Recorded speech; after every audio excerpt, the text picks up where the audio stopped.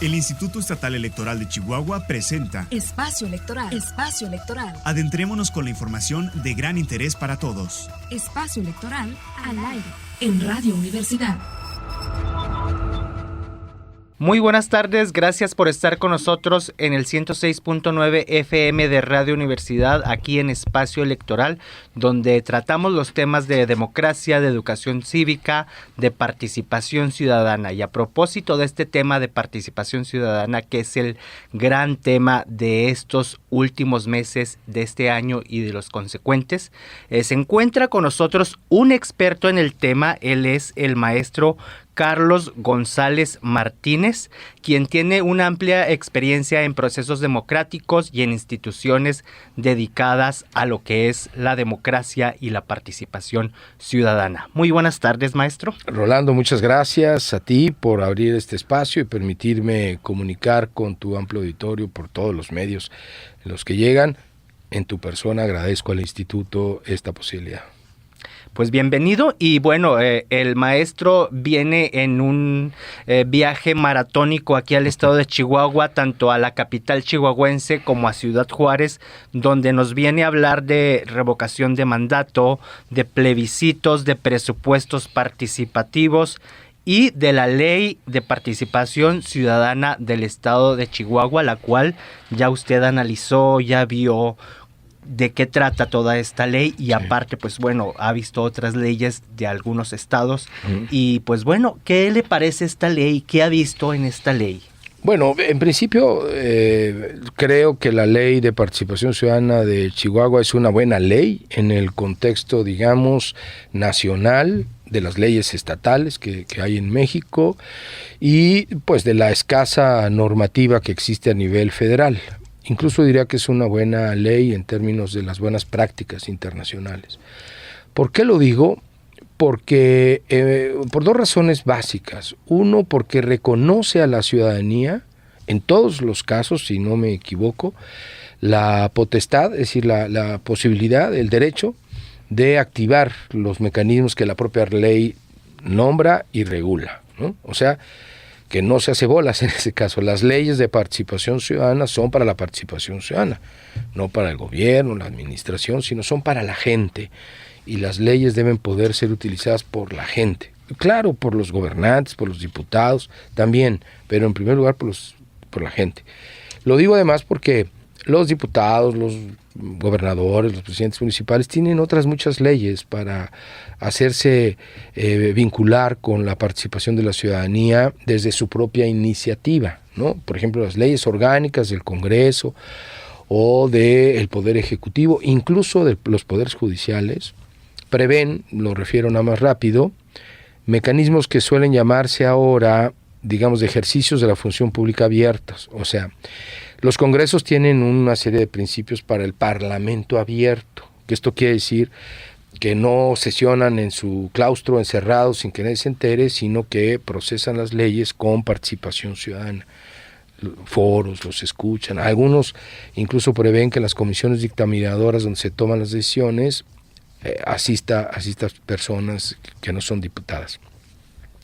Hay gobierno abierto, que de hecho este concepto empezó con la idea de gobierno abierto, que es básicamente una sistematización de los mecanismos de transparencia, rendición de cuentas y participación ciudadana en la formulación de políticas públicas, pero esa es una atribución y una iniciativa del gobierno, como el otro del Parlamento. Y ahora hay en boga, sobre todo en el Tribunal Electoral Federal, un concepto y una nueva práctica que se llama justicia abierta, ¿no? Que, por ejemplo, hace que ya no solamente sean públicas las resoluciones una vez que los jueces, en este caso los magistrados electorales, llegan a un acuerdo, lo votan y es una resolución, sino incluso son públicos los proyectos. Y son públicos los votos particulares, o sea que este debate no se da en lo oscurito, ni en latín, ahí con unos señores con toga en un palacio muy bonito, sino se hace de manera abierta. Pero todo eso son mecanismos para que quienes ejercen un poder lo hagan con participación ciudadana. Las leyes de participación ciudadana, en cambio, es para que la gente tenga acceso a activar distintos mecanismos, plebiscito, referéndum, incluso revocación del mandato, presupuestos participativos, entre otros, para tomar parte de las relaciones, o sea, participar. Eso significa participar, formar parte de esas decisiones. Entonces yo creo que es una buena ley. Y primero por eso. Segundo, porque los requisitos que pone la ley, todas las leyes lo hacen en el mundo, para que alguien active, por ejemplo, plebiscito, son requisitos bastante accesibles, ¿no? Quizá podrían reducirse todavía, pues quizá, pero la verdad es que, por ejemplo, para un plebiscito se pide que en el Estado se junten firmas que signifiquen el 0.5% del listado nominal de electores, es decir, de toda la gente que se va a convocar a participar en ese plebiscito. Y este es un porcentaje que ni siquiera llega a un 1%, es la mitad de un 1%, y frente al requisito en el país, por ejemplo, para la consulta popular, que es 3%. Entonces está, 6 veces abajo del requisito nacional y del promedio nacional, que está también entre 3-4% en este tipo de mecanismos. Entonces yo creo que es una buena noticia. Ahora también es una ley a la que le faltan algunas cosas importantes, si tú me permites, con mucho respeto para las y los legisladores, pero también con un sentido de exigencia para la ciudadanía. Faltan algunas cosas que son muy importantes. Por ejemplo, la más importante quizá en términos de la factibilidad y del buen curso de estos procesos participativos, que tienen que ser imparciales, tienen que ser legales, y es que no se le reconoce en todos los casos la tutela que debe tener el Instituto Estatal Electoral de Chihuahua. Ahí debería ser muy claros, todos los mecanismos, todos deben ser organizados por el instituto. No puede haber consultas en las que la autoridad sea juez y parte, que decide que hay que consultar, que convoca, que hace la pregunta, que organiza la consulta, que recibe los resultados de la consulta, que da a conocer los resultados y que luego decide si la cumple o no. Eso, la verdad es que no digo que sea el caso, pero puede prestarse para muchas simulaciones, no para un ejercicio democrático de verdad. La única garantía de que esto no sea así, es decir, que no sea una simulación y sea un proceso auténtico, es que el Estado mexicano, con sus leyes y instituciones, asuma la conducción de estas consultas y lo someta a los principios rectores de la función electoral: certeza, legalidad, imparcialidad, independencia, objetividad, máxima publicidad. Y que cumpla, que eso le falta alinear la ley de Chihuahua, otra vez muy respetuosamente, pero enfáticamente, con el artículo 41, apartado C, numeral 9 de la Constitución de los Estados Unidos Constitución Política de los Estados Unidos Mexicanos, que señala claramente, no hay lugar a dudas, que los institutos electorales locales son las autoridades facultadas por la Constitución para hacerse cargo de estos instrumentos. La convocatoria, la realización, el cómputo, el dar a conocer los resultados, en fin, son solo los institutos. Entonces, creo que ahí hay una carencia importante de parte de la ley, y otras más técnicas, si tú quieres, como quién define la pregunta. Una pregunta hecha con un sesgo de entrada: ¿usted está de acuerdo en vivir mejor o peor? Pues, hombre, la gente, ¿no? Para decirlo rápidamente, pues digo solo que estemos un poquito mal, vamos a decir que queremos estar peor, ¿no? Que no queremos una obra que nos va a beneficiar, que no queremos una ley que nos da más derechos, pues es una locura. Entonces, las preguntas en todos los procedimientos de consulta son muy importantes y las debería de decidir el instituto con el concurso de expertos, desde luego a propuesta de quienes propongan estos mecanismos, ¿no?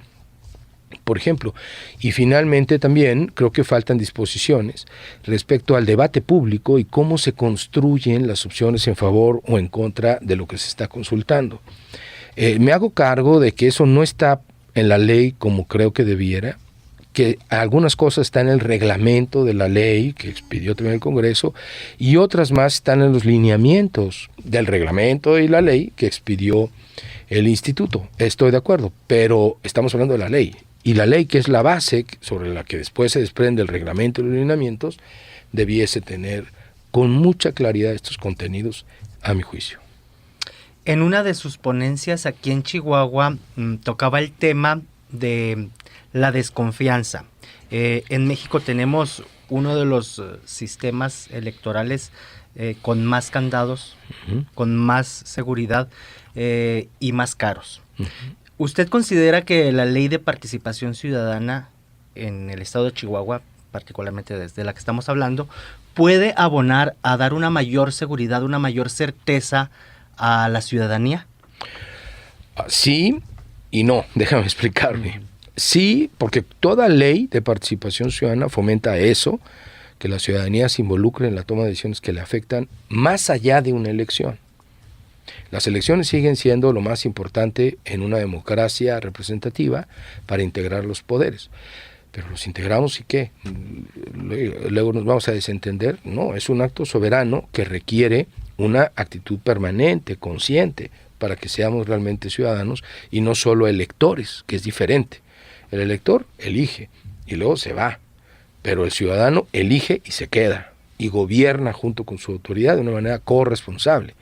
Él, la ciudadana, sabe que tiene derechos, votar, y obligaciones. Votar es también una obligación, por cierto.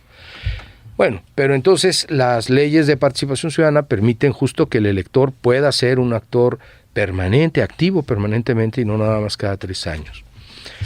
En ese sentido ayuda a la confianza, porque además todos los mecanismos de participación ciudadana suelen llamarse también de democracia directa, es decir, donde directamente las personas ven, conocen, deciden, proponen, y eso hace que se acerque a la función pública y genere más cercanía, que debiese, no en todos los casos, pero debiese generar más confianza.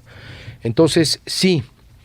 Ahora, ¿por qué digo que no? Porque aun cuando están imbricados son cosas diferentes. Si la confianza que nosotros podamos tener, digamos, sobre el uso del financiamiento público en una campaña, tiene muy poco que ver, en el fondo sí, ¿no? Por lo que acabo de comentar, pero tiene con muy poco que ver con la posibilidad de que nosotros podamos iniciar un plebiscito sobre una decisión de un municipio, ¿no? Tiene poco que ver, aporta realmente poco, pero en el fondo estamos hablando de la misma cosa que se llama participación ciudadana, en elecciones o más allá de las elecciones. Lo que sí tiene que ver es que la participación ciudadana ayuda a conformar una cultura cívica, democrática y de la legalidad. Y esa cultura de que yo soy una persona soberana, con derechos, obligaciones y los ejerzo, es el piso básico para la confianza en cualquier procedimiento, pero sobre todo en el procedimiento electoral. Muy bien. Ahorita tanto en Chihuahua, en el municipio de Chihuahua como en el municipio de Ciudad Juárez, estamos por iniciar un proceso de plebiscito en ambos municipios. Y se habla de que, bueno, la ciudadanía está entusiasmada con estos instrumentos, y se habla de que pueda ser una moda pasajera ahorita la participación ciudadana, ¿no? Para usted, ¿es una moda esta? No es una moda. Afortunadamente sí es una práctica cada vez más expandida. Por eso podría parecer como que ahora todos somos democráticos y hacemos plebiscitos por todos lados o consultas. No realmente, y voy a tratar de explicarme. Es algo así. Sé que estamos transmitiendo también por radio. Había una estación, no sé si todavía exista, muy famosa en el país, particularmente en la Ciudad de México, donde yo vivo, que su eslogan era de la música que llegó para quedarse, ¿no? Entonces yo creo que los mecanismos de participación ciudadana son instrumentos democráticos que llegaron para quedarse. Ahora, como todo buen mecanismo jurídico, como las plantitas y como hasta el amor, hay que cuidarlo, porque si hacemos un mal uso de las consultas y de los mecanismos de democracia directa, los vamos a desvirtuar. Son mecanismos virtuosos porque, como ya dije, ayudan a conectar a los representados con los representantes en un momento donde la representación está en una crisis muy importante de valores, de confianza. Entonces son elementos virtuosos. Pero si hacemos un uso, déjame decirlo en buen español mexicano, chafa de estos mecanismos, los acabamos desvirtuando. y los acabamos desgastando y ya no van a servir para lo que sirven. Entonces, ese es el peligro de la moda, ¿no? Que se empiezan a hacer sin ton ni son. ¿Cuál es el antídoto para esa enfermedad? El antídoto es la ley y la Constitución. Desde luego la cultura cívica, pero bueno, vámonos a algo más concreto.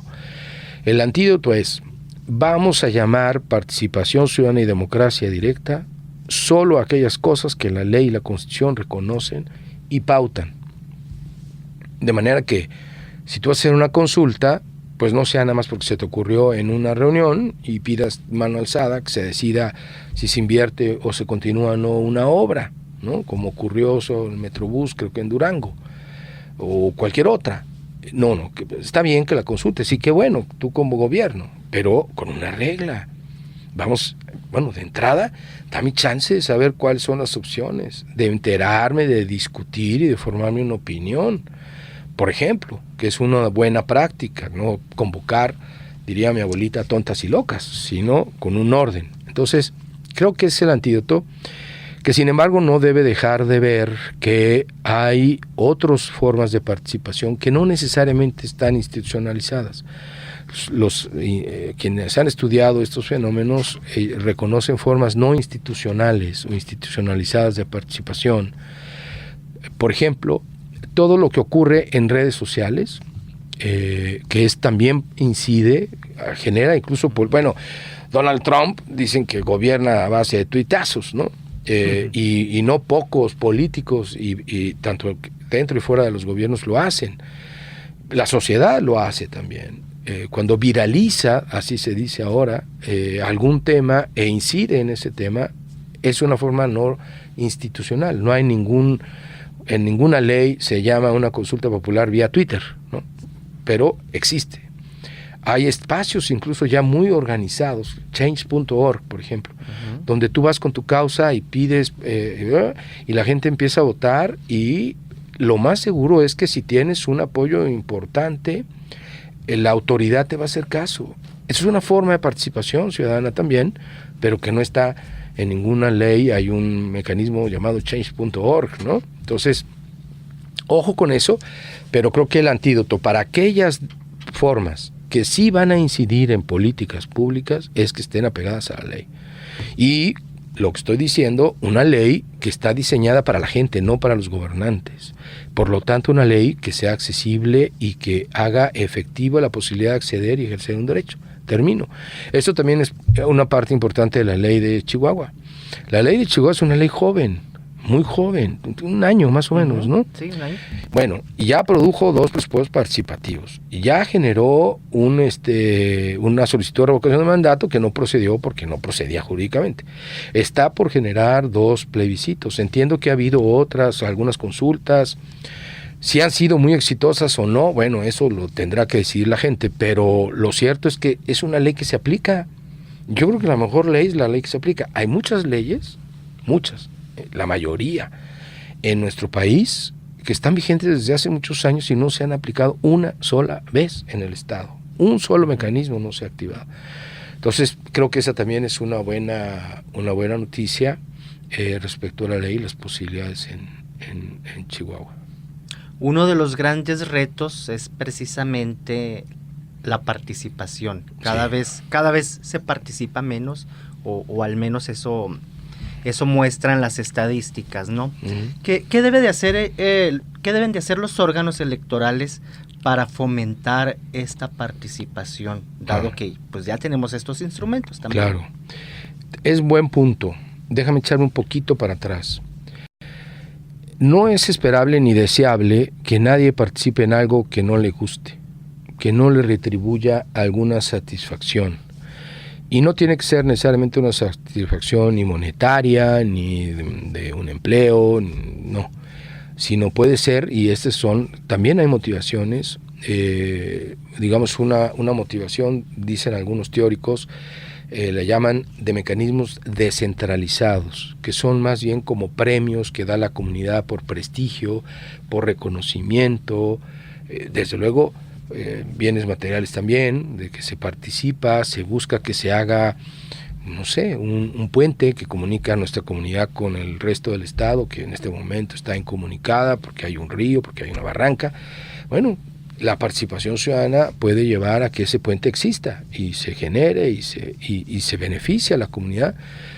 Entonces, eso me va a mí motivar. Si ahorita me invitas tú a construir a pedir que se construya un puente y se construye el puente y nos sirve mucho el puente, pues si al rato me invitas a proponer que se construya una presa, pues voy a participar, ¿no? ¿Por qué? Porque me da una retribución. No necesariamente a mí directo, a lo mejor yo nunca uso el puente, pero eso me permite que en el mercado la fruta esté más fresca, por decir algo, ¿no? Yo salgo por otro lado del pueblo, no por el puente. Bueno, pero me está retribuyendo. Eso es la única manera, me parece a mí, de lograr que la gente participe.